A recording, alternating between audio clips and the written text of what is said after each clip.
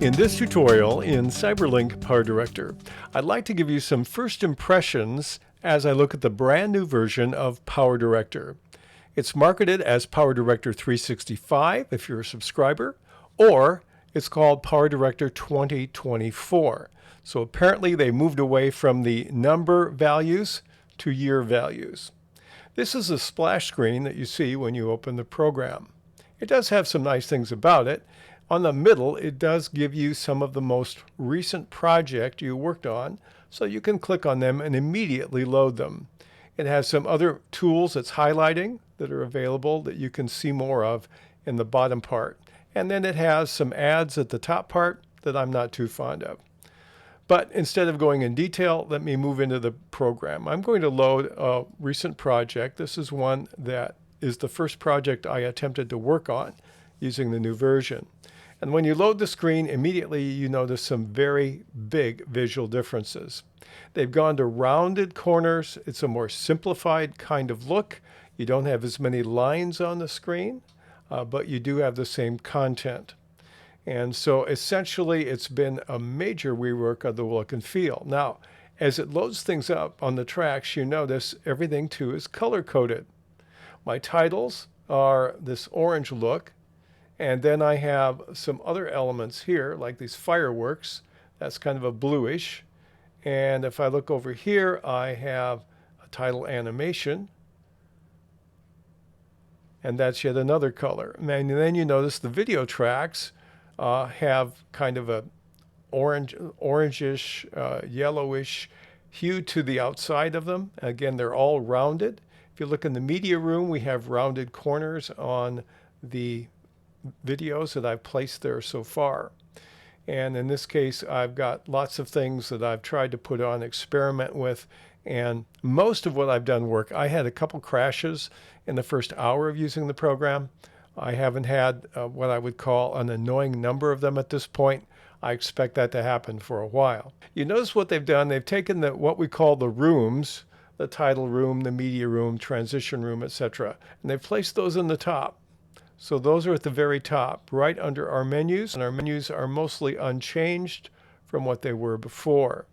So those are very similar.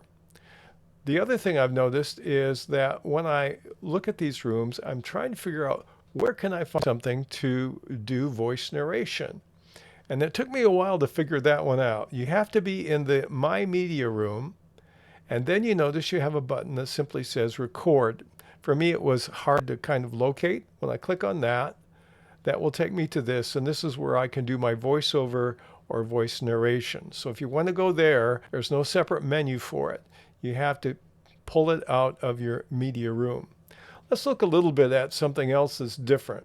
Let's go forward to our titles, for example.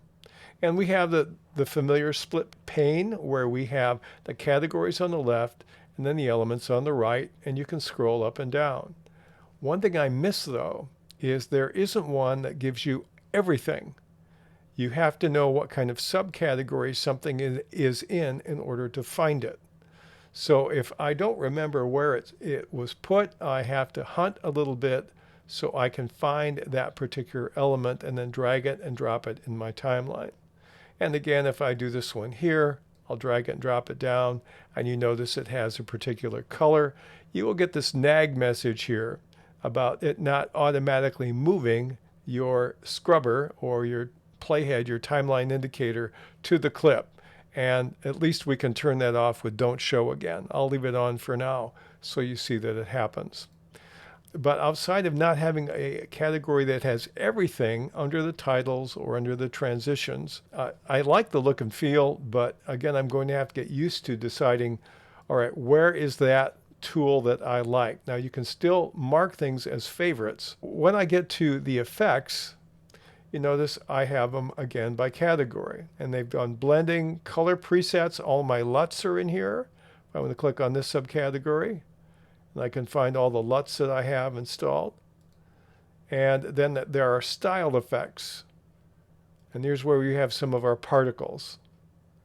And so if I want to take the magnifier and stick it on the effect track, which I added here, you notice it has a color of its own. Those are in green.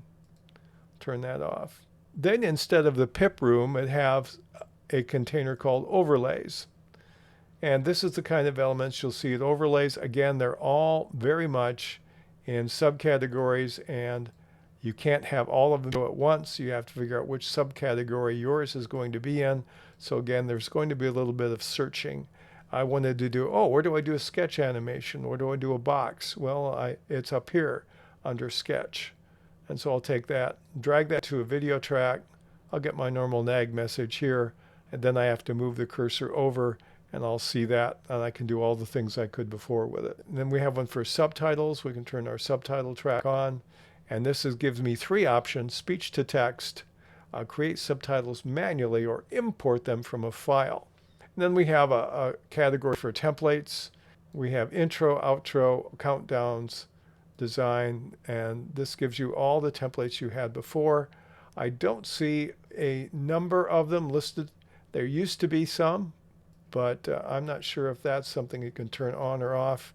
Again, I'm scrolling down and down and down, and there's a lot more than you would think in these categories, but they don't give you a count over here like they used to. Those are some of my initial impressions. I can't find anything big that I use frequently that is missing, or anything huge that's new. But in subsequent tutorials, we're going to show you the bits and pieces of what's been added, what's remarkably different, and what's very useful, and what's maybe worth a little criticism. That's first impressions of PowerDirector version 365, newly released in September 2023, and PowerDirector 2024, which is the same product, at least in its initial release. So welcome to the new interface, and we'll look forward to spending some time with you as we begin to show you all that you can continue to do with PowerDirector in this new interface.